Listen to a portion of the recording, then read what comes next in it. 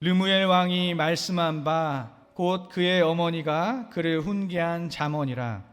내 아들아, 내가 무엇을 말하랴? 내 태인에서 난 아들아, 내가 무엇을 말하랴? 서원대로 얻은 아들아, 내가 무엇을 말하랴?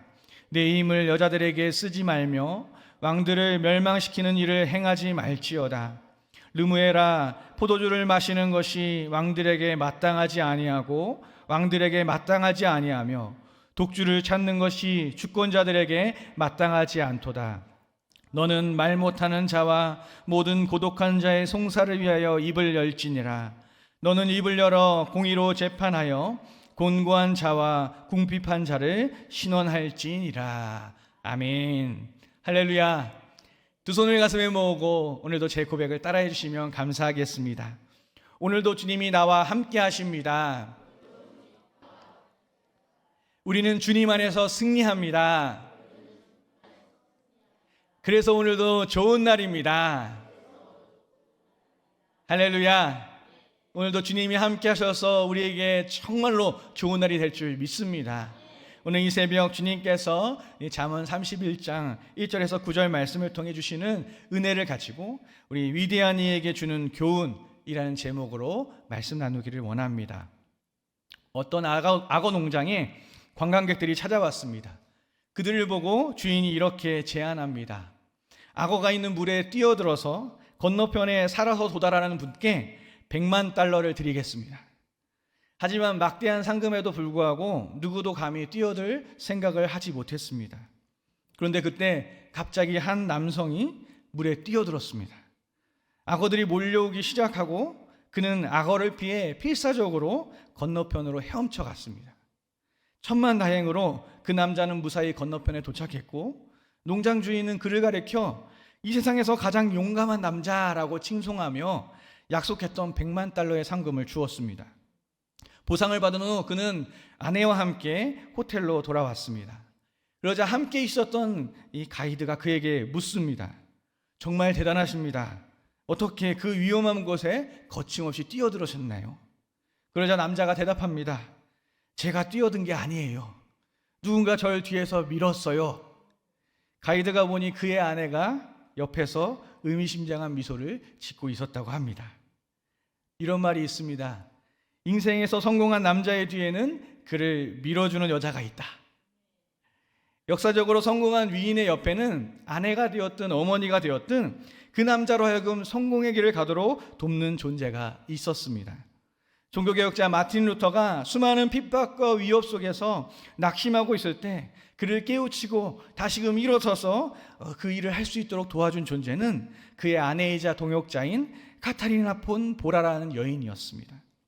루터보다 16살이나 어린 그녀는 빈곤한 살림과 천주교의 핍박 속에서도 억척스럽게 삼남 삼녀를 키우며 루터의 사역을 내조하였습니다. 그런 아내에 대한 루터의 마음은 그녀를 부르는 애칭에서 볼 수가 있습니다. 결혼 초기 루터의 글을 보면 이 카타라렌이라는 나의 아내라는 뜻의 라틴어 도미나라고 불렀는데 시간이 흐르면서 그 호칭이 나의 주인이라는 뜻을 가진 도미누스로 바뀌었다고 합니다. 미국의 대통령 하면 떠오르는 인물이 누구죠? 미국의 16대 대통령 에이브라햄 링컨이라는 분입니다. 링컨의 전기를 쓴 작가는 링컨에 대해 기록할 때 이런 말을 했습니다. 하나님께서는 링컨에게 위대한 사람이 될 만한 조건은 한 가지도 주시지 않으셨다. 다만 그에게 가난과 훌륭한 신앙의 어머니만을 주셨을 뿐이다. 링컨의 어머니 낸시 여사는 황무지 개척자의 아내로서 두 자녀의 어머니로서 이 척박한 자연환경과 싸우며 가난한 시골 생활을 견디었고 바쁘고 힘든 생활 속에서도 자녀들을 돌보고 교육하는 일을 소홀히 하지 않았습니다. 자녀들에게 비록 물질적인 풍요로움과 공교육의 혜택을 주지는 못했지만 함께 할 때면 언제나 찬송가를 들려주고 성경 속의 위인들의 이야기를 들려주면서 자녀들의 마음속에 신앙과 꿈을 심어주고 싶어 했습니다. 하지만 풍토병이 들어서 젊은 나이에 몸져 눕게 된 낸시 여사는 링컨이 10살이 되던 해에 세상을 떠나고 맙니다. 그러나 그녀는 풍토병으로 고통스러운 중에서도 어린 링컨에게 신앙의 진리를 가르쳤고 마지막 세상을 떠나면서도 링컨의 손을 꼭 잡고 너는 꼭 신앙의 사람이 되어라 라고 당부했다라고 합니다. 그로 인해 링컨이 수많은 실패와 어려움 속에서도 넘어지지 않고 미국 역사상 수많은 사람들에게 존경받는 대통령으로 성장할 수 있었던 것입니다. 오늘 우리가 함께 읽은 이 잠언 31장도 한 나라를 다스리는 왕을 돕는 한 여인의 지혜의 가르침이 담겨 있습니다. 우리 함께 잠언 31장 1절에서 2절을 다시 한번 봉독하시겠습니다. 르무엘 왕이 말씀한 바 곧 그의 어머니가 그를 훈계한 잠언이라. 내 아들아 내가 무엇을 말하랴. 내 태에서 난 아들아 내가 무엇을 말하랴. 소원대로 얻은 아들아 내가 무엇을 말하랴. 31장의 표제라고 할 수 있는 이 1절을 보면 르무엘이라는 왕이 나오고 그의 어머니가 그를 훈계한 잠언이라고 소개하고 있습니다. 고대 근동의 역사를 연구하는 학자들이 볼 때 이 잠언을 쓴 형식은 고대 이집트와 바벨론의 지혜 문학과 유사한 모습을 보인다고 합니다. 그러나 한 가지 특이한 점이 있는데 그것은 왕의 어머니가 왕을 훈계하는 내용을 담고 있다는 것입니다. 이것은 고대 근동의 다른 어떤 문학에서도 찾아볼 수 없는 이 잠언 31장만이 가지고 있는 특이점이라고 합니다. 그렇다면 르무엘 왕은 어떤 사람일까요? 1절에 기록된 이 잠언이라고 번역된 단어는 히브리어로 마사라는 단어인데 이 마사라는 단어는 두 가지 의미로 해석할 수 있다고 합니다. 첫 번째는 계시받은 말씀인 신탁을 의미하는 뜻이고, 두 번째는 아라비아 반도에 있는 사막 지역에 있는 마사라는 지명이라고 합니다. 오늘날 많은 학자들이 지혜 문학을 봤을 때 이 계시라는 성격보다는 인간이 하나님께 다가가려 하는 노력 가운데 발생한 문학이기 때문에 이 마사라는 단어의 뜻이 첫 번째 계시의 의미보다는 두 번째 의미인 아라비아 반도에 있는 사막 지역을 의미하고 있다라고 그렇게 해석하고 있다고 합니다. 따라서 1절의 견해를 가지고 다시 한번 이 1절을 읽어본다면 마사왕 르무엘이 말씀한 바 그의 어머니가 그에게 훈계한 것으로 볼 수가 있습니다. 즉 르무엘은 이방의 왕이라는 것입니다. 그런데 또 한 가지 흥미로운 사실은 르무엘이라는 이름이 구약 성경 어디에도 나오지는 않지만 하나님께 속한이라는 뜻을 가진 히브리식 이름이라는 것입니다. 따라서 르무엘은 이방의 왕이었지만 하나님을 믿는 야훼 신앙으로 개종한 왕일 것이라는 추측을 해볼 수가 있는 것입니다. 어찌되었든 르무엘 왕은 오늘 잠언 31장을 통해서 왕의 길을 걷는 자신에게 들려주었던 이 어머니의 가르침을 우리에게도 알려주고 있는 것입니다. 베드로전서 2장 9절을 보면 이런 말씀이 있습니다. 그러나 너희는 택하신 족속이요 왕 같은 제사장들이요 거룩한 나라요 그의 소유가 된 백성이니. 하나님께서는 우리를 택하셔서 왕 같은 제사장으로 부르셨습니다. 그러므로 왕이신 하나님을 대리하는 우리의 발걸음을 통해 우리가 걸어가는 곳곳마다 하나님께서 임하시고 그곳이 하나님의 나라로 변화되는 역사가 일어나는 것입니다. 그러므로 우리가 걸어가는 길은 하나님께서 가시는 길, 즉 왕의 길이 되는 것입니다. 오늘 잠언 31장의 말씀은 르무엘 왕에게 주었던 훈계이기도 하지만 오늘 이 시대에 왕의 길을 걸어가는 우리에게 주시는 훈계이기도 합니다. 오늘 이 새벽 왕의 길을 걸어가는 우리가 이 시대를 살아가며 어떤 것을 조심하고 또한 어떻게 살아가야 할지 함께 교훈을 얻는 귀한 시간이 되기를 소망합니다. 2절을 살펴보면 르무엘 왕의 어머니가 이 자신의 아들에게 아들아 내가 무엇을 말하랴라고 3번을 반복해서 묻고 있습니다. 이때 르무엘을 부르는 호칭을 통해서 우리는 르무엘이 어머니에게 어떤 존재인지를 알 수가 있습니다. 내 태에서 난 아들아 라는 말은 르무엘이 다른 왕비의 자녀가 아니라 자신이 직접 낳은 아들이라는 것을 의미하고 있습니다. 그리고 서원대로 얻은 아들아 라는 말은 르무엘이 어머니의 어떤 소원 기도로 인해서 잉태된 아들이라는 것을 의미하는 것입니다. 이것은 어머니에게 있어서 르무엘이 다른 왕족의 자녀가 아니라 자신의 직계이고 또한 자신이 하나님께 간절히 기도하여 얻은 남다른 애정의 대상이라는 것을 알게 해줍니다. 즉 너무도 사랑하고 잘 되기를 바라는 대상이라는 것입니다. 그런 남다른 애정의 대상이었던 아들에게 어머니는 오늘 3가지의 교훈을 하고 있습니다. 첫 번째 가르침은 음욕과 세욕을 피하라입니다. 우리 잠언 31장 3절을 함께 봉독하시겠습니다. 내 힘을 여자들에게 쓰지 말며 왕들을 멸망시키는 일을 행하지 말지어다. 과거로부터 이스라엘뿐만이 아니라 각 나라의 왕은 많은 아내들을 둘 수 있었습니다. 이것은 절대적인 권력의 상징이기도 했지만 외교적으로, 정치적으로 이 타국과 신하들의 이 친성과 충성을 이끌어내기 위한 제도적인 장치이기도 했습니다. 또한 왕권을 강화하기 위해서, 대를 잇기 위해서 필요한 부분이기도 했습니다. 하지만 모든 것이 과하면 넘치는 것처럼 한 나라의 왕이 음욕과 세욕에 빠져서 여자를 탐하기만 한다면 그 나라는 결국 부패하고 멸망의 길을 걷게 되었던 사실을 우리는 역사를 통해 알 수가 있습니다. 르무엘 왕의 어머니도 그것을 경계하고 있는 것입니다. 내 힘을 여자들에게 쓰지 말라라는 이 말은 왕으로서 해야 할 그 많은 일들보다 여인을 탐하는 일에 내 힘을 쓰지 말라라고 이야기하고 있는 것입니다. 왕이 음욕과 세욕을 경계하여 본연의 일을 충실해야 할 때 그 나라가 바로 서게 된다는 것입니다. 여성가족부에서는 2년마다 청소년 보호정책 수립을 위해서 초등학교 4학년부터 고등학교 3학년까지를 대상으로 매체 이용 및 유해환경 실태조사를 실시한다고 합니다. 지난 2022년 조사 결과에 따르면 청소년의 48%가 성인용 영상물을 본 것으로 나타났고, 특히 초등학생의 경우 이전 2020년 조사보다 2배가량이 급증한 것을 그렇게 볼 수 있었다고 합니다. 이로 인해서 부모들의 주의와 지도가 더욱 필요한 상황이라는 결론을 내리게 되었다고 합니다. 미디어와 매체, 인터넷의 발달로 인해 좋은 정보뿐만이 아니라 좋지 않은 정보들까지 빠른 속도로 확산되고 있는 현대의 모습이라고 할 수 있을 것 같습니다. 어린아이들도 마음만 먹으면 음란물을 찾아볼 수 있을 정도로 무분별한 정보의 홍수 시대인 것입니다. 이러한 시대를 살아가는 우리 그리스도인들은 더욱 거룩함을 지켜야 할 줄 믿습니다. 세상과 구별되어 음욕과 쾌락을 따라가는 삶이 아니라 거룩한 하나님의 백성으로서 하나님의 말씀을 따라 왕의 길을 걸어가는 삶이 되어야 하는 것입니다. 하지만 그 길은 참으로 쉽지 않습니다.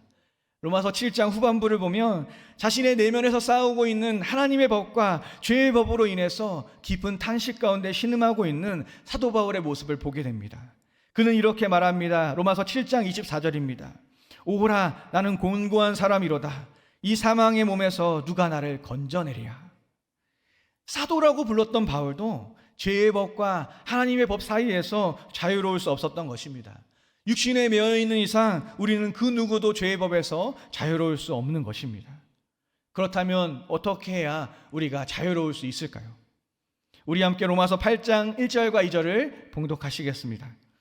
그러므로 이제 그리스도 예수 안에 있는 자에게는 결코 정죄함이 없나니 이는 그리스도 예수 안에 있는 생명의 성령의 법이 죄와 사망의 법에서 너를 해방하였음이라.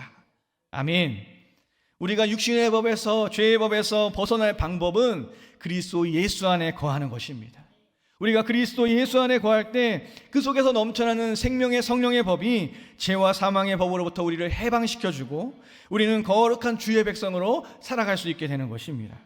왕같은 제사장으로 왕의 길을 걸어가시는 성도 여러분, 날마다 예수님 안에 거하여 예수님을 의지하시는 여러분들이 되시길 바랍니다.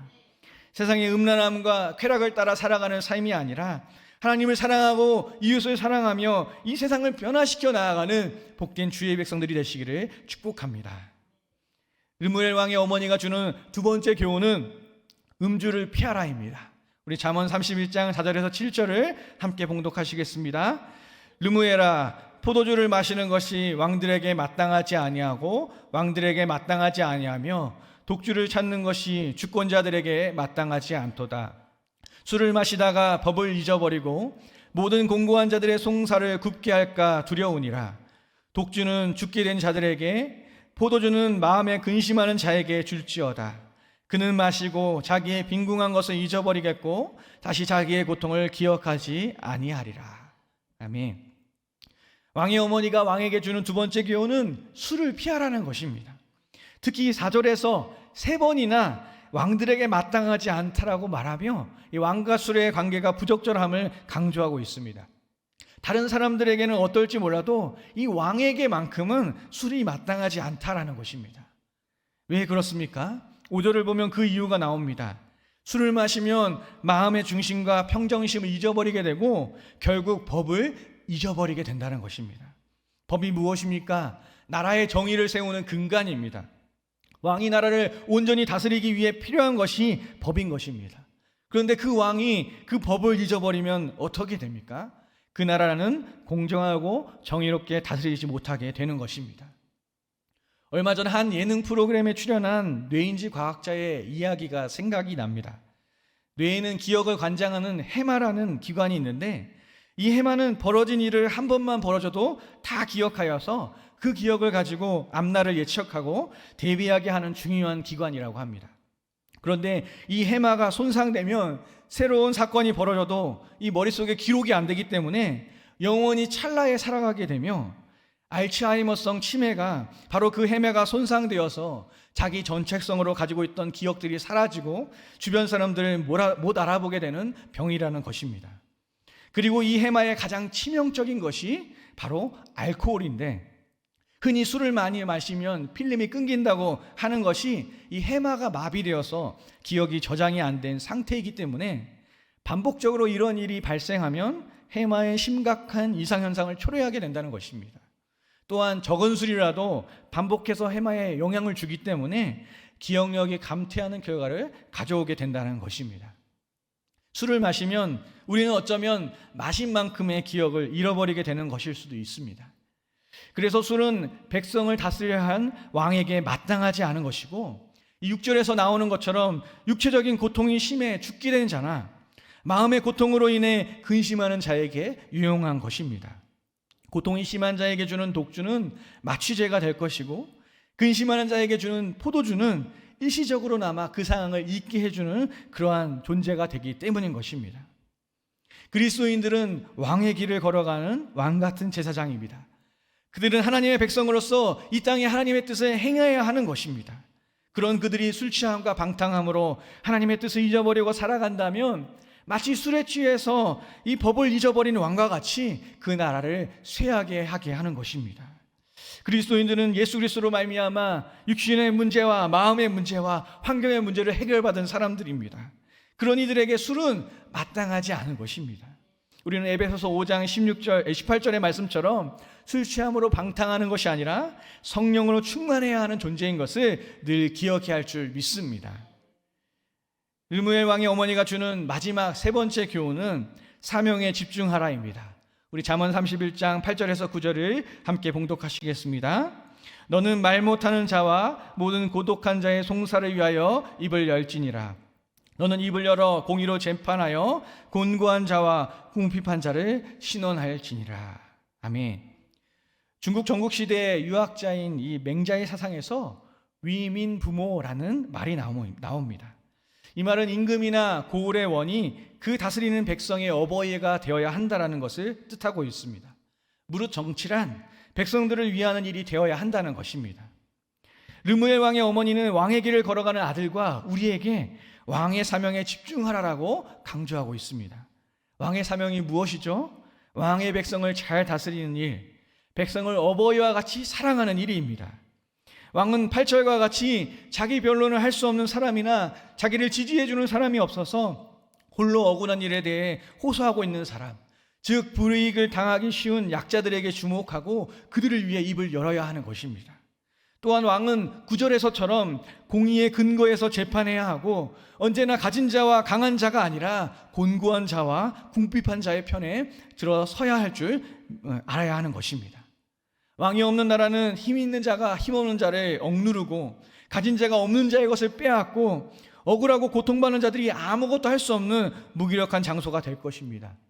마치 일제강점기에 우리나라가 주권을 잃고 모든 것을 빼앗기고 수탈당했던 그 역사와 같처럼 꿈과 희망도 품기 어려운 그런 상태가 되는 것입니다. 그렇게 오늘 르무엘의 어머니는 왕인 아들에게 왕의 사명에 집중하여 그 사명을 다할 것을 강조하고 있는 것입니다. 가난한 자, 억울한 자, 힘없는 자, 고통받는 자의 편에 서서 그들로 하여금 일어설 수 있도록 도울 것에 대해서 이야기하고 있는 것입니다. 하나님께서는 우리를 세상을 향한 그리스도의 편지로 보내셨습니다. 그 편지의 내용은 복음이자 하나님의 사랑의 메시지입니다. 이 땅에서 죄에 매여 죽음과 절망과 고통 가운데 신음하고 사탄 마귀에게 그 주권을 빼앗겨 종로로 타는 수많은 사람들에게 이제 구원과 공의와 회복을 선포하는 중요한 사명을 우리에게 주신 것입니다. 예수님께서 이미 십자가에서 다 이루시고 죄와 사망의 권세를 이기셨지만 아직 그 사실을 알지 못해서 여전히 죄와 사망의 권세 가운데 절망하며 신음하고 잃어버린 영혼들에게 복음의 기쁜 소식을, 구원의 복된 소식을 전하기를 하나님께서는 원하고 계신 것입니다. 하나님께서는 우리가 하나님을 사랑하는 만큼 우리의 이웃도 사랑하기를 원하십니다. 왜냐하면 하나님께서는 우리를 사랑하시는 만큼 우리의 이웃도 사랑하고 계시기 때문인 것이죠. 우리가 받은 사랑을 전하여 그들도 하나님의 사랑을 알게 되기를 너무도 간절하게 바라고 계신 것입니다. 왕같은 제사장으로 왕의 길을 걸어가는 우리는 왕의 사명을 다해 왕의 백성을 사랑하고 그들을 위하며 그들로 하여금 온전히 일어나서 하나님 앞에 나아가도록 도와야 하는 것입니다. 그것이 오늘 잠언 31장의 말씀처럼 르무엘 왕의 어머니가 르무엘에게 원했던 교훈이고, 또한 이 말씀을 듣고 있는 우리에게 바라고 계시는 하나님 아버지의 마음인 것을 기억하시며 오늘도 말씀 안에서 왕의 길을 걸어가시는 복된 성도님들이 되시기를 예수님의 이름으로 간절히 축원드립니다. 기도하시겠습니다. 온 천지 만물을 다스리시는 좋으신 하나님 아버지, 오늘도 이 새벽 주님 앞에 나와 주의 음성 듣기를 사모하며 예배하는 주님의 백성들을 축복하시고, 오늘도 말씀 안에서 주님의 인도하심을 따라 살아가는 복된 백성들이 되게 하여 주시옵소서. 잠언 31장의 말씀을 우리에게 주시니 감사드립니다. 우리를 택하신 족속이요 왕같은 제사장으로 부르셔서 왕 대신 하나님과 함께 왕의 길을 걷게 하시니 감사드립니다. 르무엘 왕의 어머니가 왕의 길을 걷는 르무엘에게 주었던 교훈을 기억하여 지혜로운 삶을 살아가게 하여 주시옵소서. 먼저 하나님의 자녀된 우리가 세상의 쾌락과 육신의 만족을 위해 살아가는 것이 아닌 하나님의 거룩한 백성으로서 세상과 구별된 삶을 살아가게 하여 주시옵소서. 이를 위해 우리를 믿는 자들이 그리스도 예수 안에 거하여 생명의 성령의 법을 따라 살아가는 자가 되게 하여 주시옵소서. 또한 우리가 세상의 문화와 세상의 술에 취해 방탕함으로 하나님과 하나님의 말씀을 잊는 자가 되지 않게 하여 주시고, 성령으로 날마다 충만함을 입어 진정으로 하나님께서 원하시는 사명을 온전히 감당하는 주의 백성들이 되게 하여 주시옵소서. 우리를 세상을 향한 그리스도의 편지로 보내신 주님, 주님의 뜻을 따라 가난한 자, 억울한 자, 힘없는 자, 고통받는 자들을 돌아보게 하시고, 아직 예수 그리스도를 알지 못해 멸망의 길로 달려가는 세상 사람들에게 주님의 사랑과 복음을 전파하여 왕같은 제사장의 허락하신 사명을 온전히 감당하는 우리 모두가 되게 하여 주시옵소서. 주신 은혜에 감사하여 예물 드린 손길들이 있습니다. 이 예물들을 흠양하여 주시고 이 예물들이 사용되는 곳곳마다 주의 나라가 확장되며 잃어버린 영혼들이 돌아온 역사가 있게 하여 주옵소서. 드린 손길마다 30배, 60배, 100배 결실을 맺게 하여 주시고 하늘의 신령한 복과 땅의 기름진 것으로 더욱 풍성히 채워 주시옵소서. 언제나 우리와 함께 하시며 우리를 사랑하시는 우리 주 예수 그리스도의 이름으로 기도드립니다. 아멘.